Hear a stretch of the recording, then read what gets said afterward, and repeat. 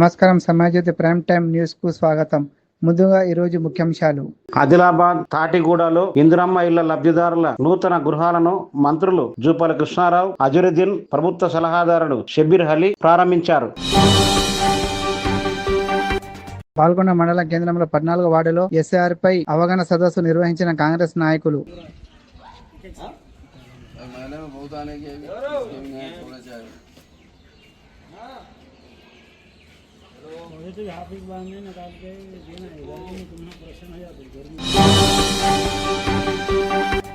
June 28 ఉదయం 11 గంటలకు Adilabad BJP జిల్లా కార్యాలయాన్ని జాతీయ అధ్యక్షుడు నితిన్ నబీన్ ప్రారంభించనున్నారు. పలువురు ముఖ్య నేతలు హాజరు కానున్నారు. బీజేపీ పార్టీ జాతీయ అధ్యక్షుడు నితిన్ నబీన్ గారి చేతుల మీదుగా వర్చువల్ గా నిర్మల్ జిల్లా పార్టీ కార్యాలయాన్ని ప్రారంభం చేయడం జరుగుతుంది. కాబట్టి ఈ ప్రారంభ మహోత్సవానికి మీరందరూ పాల్గొని బోధన్ పట్టణ ప్రాంతంలో ప్రభుత్వ ఆసుపత్రిలో సమస్యలపై ఆసుపత్రిని సందర్శించిన ఆమ్ ఆద్మీ పార్టీ అధ్యక్షుడు జునేద్ అహ్మద్ ఖలీల్. లోయర్ మానేర్ డ్యామ్ లో నీళ్లు లేకపోవడంపై మాజీ మంత్రి గంగుల కమలాకర్ నిరసన వ్యక్తం చేశారు. ప్రభుత్వం కావాలనే డ్యాములను ఖాళీగా ఉంచుతుందని ఆరోపించారు.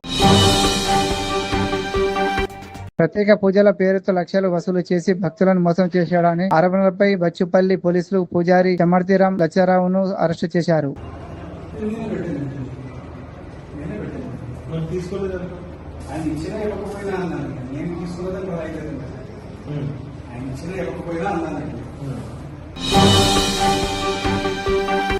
తాండూరు మున్సిపల్ కార్యాలయంలో డబుల్ బెడ్రూమ్ ఇళ్ల లబ్ధిదారుల ఎంపిక సందర్భంగా ఉధృతం నెలకొంది. బీఆర్ఎస్ కాంగ్రెస్ నేతల మధ్య తోపులాట చోటు చేసుకుంది.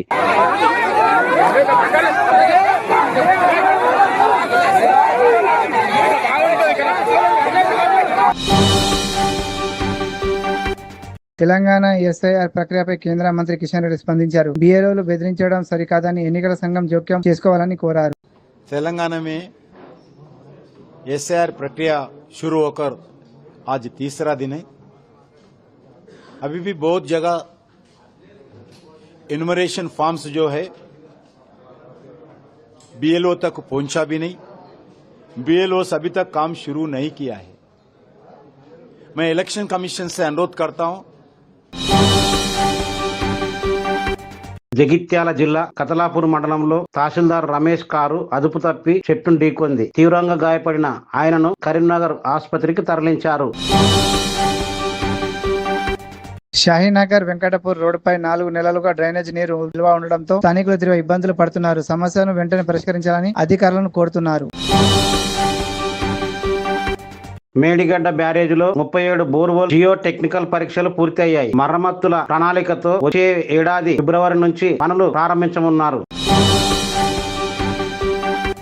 కాంగ్రెస్ అధ్యక్షుడు బివి శ్రీనివాస్ ను కాంగ్రెస్ సేవాదళ్ చీఫ్ ఆర్గనైజర్ గా తక్షణం అమలుకి వచ్చేలా నియమించారు.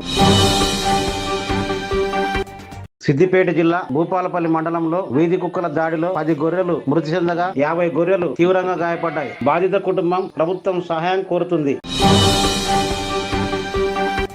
కొట్పల్లిలో రహదారులు ఫుట్పాత్లను ఆక్రమించిన అక్రమ నిర్మాణాల స్థానికులు ఫిర్యాదుల మేరకు జీఎంసీ అధికారులు కూల్చివేశారు.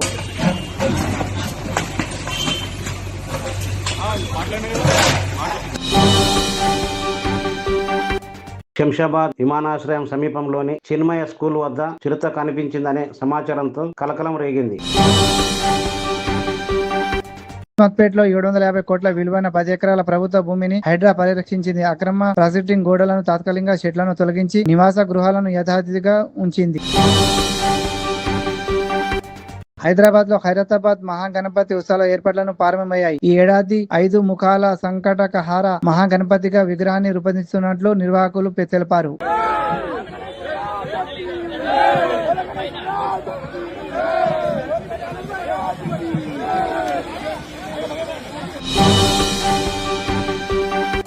మూసీ రివర్ ఫ్రంట్ ప్రాజెక్టు పై సీఎం రేవంత్ రెడ్డి సమీక్ష నిర్వహించారు. నిర్వాసితులకు డబుల్ బెడ్రూమ్లు ఇల్లు పరిహారం కల్పించాలని అధికారులను ఆదేశించారు. కుసుమంచి మండలంలో రూపాయలు 16.13 కోట్ల వ్యయంతో చేపట్టనున్న బీటు రోడ్డు వంతెనల నిర్మాణ పనులకు మంత్రి పొంగులేటి శ్రీనివాసరెడ్డి శంకుస్థాపన చేశారు. అల్వాల్లో 108 ఎకరాల ప్రభుత్వ భూమిని పరిశీలించేందుకు హైడ్రా అధికారులు అక్రమ నిర్మాణాలను భారీ పోలీసు బందోబస్తుతో కూల్చివేస్తున్నారు. ప్రకటన మరియు భాగస్వామ్య అవకాశాల కోసం మీరు మాతో కనెక్ట్ కావాలని చూస్తున్నట్లయితే మీరు ఇక్కడ ఇచ్చిన సమాచారం ప్రకారం మమ్మల్ని సంప్రదించవచ్చు.